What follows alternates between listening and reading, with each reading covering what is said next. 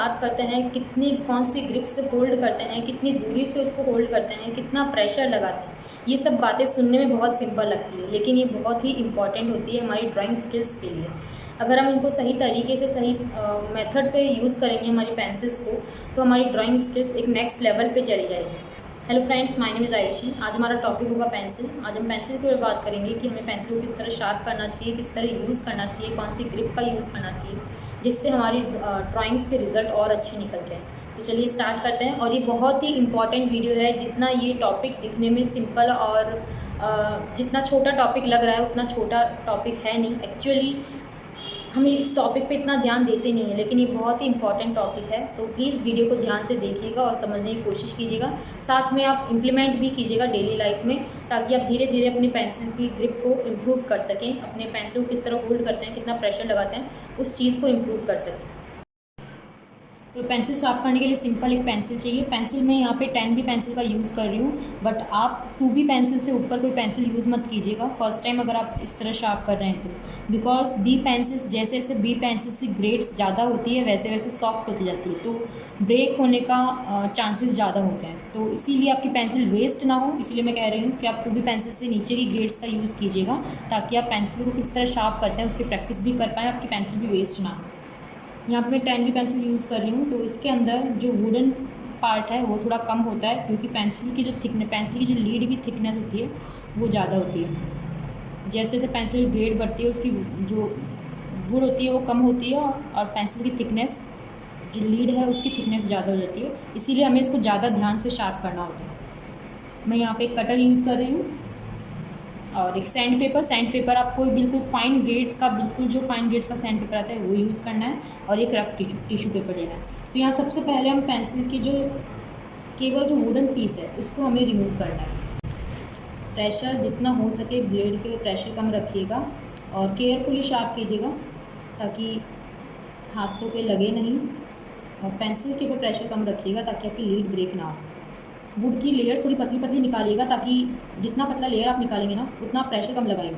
Pressure कम लगाएंगे तो आपकी लीड जो है वो ज़्यादा ब्रेक नहीं होगी। जैसे जैसे लीड के पास आते हैं केयरफुली शार्प कीजिएगा, अगर आप हाई ग्रेड्स की पेंसिल को शार्प कर रहे हैं। और स्टार्टिंग में आप चीप पेंसिल पे ये सब ट्राई कीजिए, क्योंकि जो हाई क्वालिटी पेंसिल्स होती है बहुत ज़्यादा कॉस्टली होती है। अगर आप उस पर ट्राई करेंगे और आपकी पेंसिल ब्रेक हो जाती है तो पेंसिल वेस्ट होगी। इसीलिए आप स्टार्टिंग में चीप पेंसिल पे ट्राई कीजिए, ताकि आपकी प्रैक्टिस हो जाए, फिर आप उसको हाई ग्रेड की पेंसिल पे और हाई क्वालिटी की पेंसिल पे यूज़ कर सकते हैं। तो यहाँ पे आप केवल देख रहे हैं, मैं यहाँ पे केवल अभी वुडन पीस हटा रही हूँ। जितना मुझे लीड चाहिए उतना लीड निकाल रही हूँ। इतना ज़्यादा लीड निकालने की कोई रिक्वायरमेंट नहीं है। जितना आपकी रिक्वायरमेंट है अकॉर्डिंग टू योर ड्राइंग, उतना लीड आप निकाल सकते हैं। तो मैंने ये लीड निकाल लिया है। अब मैं क्या करूँगी, इसकी जो लीड है उसको थोड़ा थोड़ा शार्प करने की कोशिश करूँगी कटर से ही, बिकॉज जो सॉफ्ट लीड होती है, जो हाई ग्रेड्स की पेंसिल होती है सॉफ्ट होती है, और सॉफ्ट पेंसिल जो सैंड पेपर होते हैं उसके ग्रेन्स के अंदर उसका पाउडर जमा हो जाता है, जिसकी वजह से वो सैंड पेपर स्मूथ होने लगता है धीरे धीरे, और वो पेंसिल ईजिली शार्प नहीं हो पाती है। इसीलिए मैं इसको पहले कटर से थोड़ा थोड़ा शार्प कर लूँगी, देन इसको सैंड पेपर पे रब करूँगी, ताकि जल्दी शार्प हो जाए। और जो 2B या फिर 2B से नीचे वाली ग्रेड्स की जो पेंसिल है उनको आप डायरेक्ट सैंड पेपर पे भी रब करेंगे ना, तो वो ईजिली जल्दी शार्प हो जाएगी। अब मैं इस पेंसिल को सैंड पेपर के ऊपर रब करूँगी, ताकि इस फिनिशिंग के साथ में स्मूथली इक्वली चारों तरफ से शार्प हो जाए। ये मैंने सैंड पेपर को कट करके छोटे छोटे पीसेस में इकट्ठा कर लिया है। आप चाहें तो उसको कट करने की कोई रिक्वायरमेंट नहीं है, आप अपने चॉइस के अकॉर्डिंग उसको पूरा पेपर भी यूज़ कर सकते हैं, या फिर इस तरह कट भी कर सकते हैं, इट्स योर चॉइस। जब तक आपको अपना पॉइंट नहीं मिलता है पेंसिल में, तब तक आपको इस तरह शार्प करना है। ये देख रहे हैं आप, इसका जो लीड है वो शार्प हो गया है। अब यहाँ पर आपको ग्रेफाइट पाउडर दिखेगा, तो ग्रेफाइट पाउडर को हटाने के लिए कोई रफ टिश्यू पेपर लीजिए और उसको इस तरह से बिल्कुल हल्के हल्के हाथों से पेंसिल को इस तरह से क्लीन कर लीजिए, ताकि आपका लीड क्लीन हो जाए इस तरह से। तो आपको इस तरह से पेंसिल को शार्प करना है। तो पेंसिल होल्ड करने की 2 तरह की ग्रिप होती है, tripod grip and overhand grip. सबसे पहले ट्राइपॉड ग्रिप देखते हैं। ट्राइपॉड ग्रिप जो हम जनरली यूज़ करते हैं इस तरह से, जो हम राइटिंग पोजीशन जो हमारा होता है उसको हम ट्राइपॉड ग्रिप कहते हैं, क्योंकि इसके अंदर हम 3 फिंगर्स का यूज़ करते हैं अपनी पेंसिल को होल्ड करने के लिए, इसीलिए इसको ट्राइपॉड ग्रिप कहा जाता है। दूसरा है ओवरहैंड ग्रिप। ओवरहैंड ग्रिप के अंदर हमारी जो पेंसिल है वो हाथों के नीचे रहती है और सारी फिंगर्स पेंसिल के ऊपर रहती है। अब देख सकते हैं इस तरह से केवल 2 ये फिंगर्स यूज़ आ रही है पेंसिल को होल्ड करने के लिए और बाकी सब फिंगर्स पेंसिल को सपोर्ट कर रही है। ठीक है, तो ये होता है ओवरहैंड ग्रिप, जिसके अंदर हमारी पेंसिल नीचे रहती है और हाथ ऊपर रहता है। इसकी वजह से इसका नाम है ओवरहैंड ग्रिप। नाउ अब इन दोनों में डिफरेंस क्या है, एक एक पॉइंट के थ्रू हम समझेंगे। सबसे पहले हम साइड, इन दोनों की कौन सी साइड्स में हम यूज़ ले सकते हैं। जो ट्राइपॉड ग्रिप है उसका केवल हम टॉप पोर्शन यूज़ ले सकते हैं, जो हमारे पेंसिल का टॉप है पॉइंट, उसी को यूज़ ले सकते हैं ट्राइपॉड ग्रिप के अंदर। बट ओवरहैंड ग्रिप के अंदर हम टॉप तो यूज़ ले ही सकते हैं, उसके अलावा जो उसका साइड पोर्शन है वो भी यूज़ ले सकते हैं। इसका जो साइड पोर्शन है ये भी हम यूज़ ले सकते हैं। एग्जांपल, जैसे कि हम ट्राइपॉड ग्रिप में नॉर्मली इस तरह से यूज़ लेते हैं, या फिर कुछ इस तरह से हम ट्राइपॉड ग्रिप में नॉर्मली जो हमारा वे है वो इस तरह से यूज़ लेते हैं। बट ओवरहैंड ग्रिप के अंदर आप ऊपर का पॉइंट तो यूज़ ले ही सकते हो, उसके अलावा जो साइड पोर्शंस है उनको भी बहुत अच्छे से यूज़ ले सकते हो। इससे बेनिफिट क्या होता है, जो ट्राइपॉड ग्रिप में अगर आप इस तरह से शेडिंग करोगे तो आप कुछ इस तरह से शेडिंग कर पाओगे, और ओवरहैंड ग्रिप में कुछ इस तरह से ज़्यादा एरिया फील होगा, जल्दी फील होगा, और पेपर का टेक्सचर है वो इजीली नज़र आता है। लेकिन ट्राइपॉड ग्रिप में क्योंकि हम पॉइंट का यूज़ लेते हैं तो हमारा जो टेक्सचर है वो फिल हो जाता है। तो दोनों टेक्निक अच्छी है, दोनों हम अकॉर्डिंग टू रेफरेंस, अकॉर्डिंग और चॉइस हम दोनों टेक्निक को यूज़ कर सकते हैं। ऐसा नहीं है कि ट्राइपॉड ग्रिप हम यूज़ नहीं ले सकते, यूज़ ले सकते हैं, वो आप पे डिपेंड करता है कि आप कौन सी कहाँ पे आप कौन सी टेक्निक यूज़ ले रहे हैं। लेकिन आनी दोनों चाहिए, क्योंकि ओवरहैंड ग्रिप बहुत ज़्यादा इंपॉर्टेंट है किसी भी ड्राइंग को कंप्लीट करने के लिए। Now second point is area. इसमें हम कितना एरिया कर सकते हैं, ये बहुत इंपॉर्टेंट पॉइंट है, इसमें ध्यान दीजिएगा। जैसे कि ट्राइपॉड ग्रिप है उसके अंदर हम क्या कर सकते हैं, ओनली फिंगर्स मूव कर सकती है और हमारा रिस्ट मूव कर सकता है, और कहीं कहीं पे हमारा जो एल्बो है वो भी हल्का हल्का मूव करता है, बट मेनली ये 2 ही चीज़ मूव कर सकती है। बट ओवरहैंड ग्रिप के अंदर हमारा फिंगर, रिस्ट, एल्बो और उसके अलावा हमारा शोल्डर भी मूव करेगा। तो पूरा एरिया जितना हमारा हाथ है, जितना हमारी जो हाइट, जितना लंबा हमारा हाथ होगा, जितना आपका लंबा हाथ है, उतना एरिया में आप जितना कवर कर पा रहे हो उतना एरिया आप कवर कर सकते हो। ये मैं एक सर्कल के थ्रू समझाने की कोशिश करती हूँ। ट्राइपॉड ग्रिप के अंदर आप जैसे कि ये सर्कल बनाते हो या फिर इसे थोड़ा और बड़ा बनाते हो ना, इस तरह से आप जितना आपका ग्रिप अलाउ करता है इस तरह से आप सर्कल बना सकते हो। बट ओवरहैंड ग्रिप के अंदर आप पूरा पेपर, ये पेपर भी छोटा रहेगा अगर मैं ओवरहैंड ग्रिप से पूरा सर्कल बनाती हूँ तो फिर भी मैं जितना मेरे पास पोर्शन है, जितना एरिया है, उसके अकॉर्डिंग मैं बताती हूँ। जैसे कि अगर मैं इसको फिल करना चाहूँ एक सर्कल के थ्रू, तो मैं इसके अंदर कंप्लीट एक सर्कल ड्रॉ कर सकती हूँ ओवरहैंड ग्रिप के थ्रू। लेकिन ये चीज़ ट्राइपॉड ग्रिप के अंदर उतनी फ्री फ्लो के साथ उतनी ईजिली पॉसिबल नहीं है। ये आप खुद प्रैक्टिकली करके देखेंगे तो आपको पता चलेगा। अगर मैं इसको इस तरह से बनाती हूँ तो आप उतना फ्रीली अपने हाथों को मूव नहीं कर पाएंगे जितना फ्रीली आप ओवरहैंड ग्रिप में कर पा रहे हैं। ये बहुत छोटा सर्कल है बिकॉज इतना ही स्पेस था। अब इसके अलावा जितना आपका हाथ रोटेट कर रहा है, जितनी दूरी में आपका हाथ जा रहा है, उतना एरिया आप कवर कर सकते हो ओवरहैंड ग्रिप के अंदर। अब फ्री फ्लो की हम बात करें तो यही चीज़ फ्री फ्लो में भी आ जाती है। फ्री फ्लो का मतलब ये हो गया कि ट्राइपॉड ग्रिप के अंदर हमारा हैंड का जो फ्लो है, ड्रॉ फॉर एग्जांपल अगर आपको कोई कर्व ड्रॉ करना है तो हमारा ये जो फ्लो होता है, लाइंस को, किसी भी लाइंस को ड्रॉ करने का जो फ्लो होता है, ये एक लिमिटेड रहता है। हम इतना फ्लो में ड्रॉ नहीं कर पाएंगे जितना कि हम ओवरहैंड में कर पाएंगे। दोनों में फ्लो होता है, लेकिन आप ये चीज़ ओनली फ्लो वाली, जो फ्री फ्लो वाली जो चीज़ है, ये आप ओनली फील कर सकते हैं कि आप कहाँ पे फ्रीली ड्रॉ कर पा रहे हो, क्योंकि ये मैं दिखा नहीं सकती ड्रॉ करके। आपको खुद को फील होगा कि आपका हाथ कितना स्मूथली मूव हो रहा है।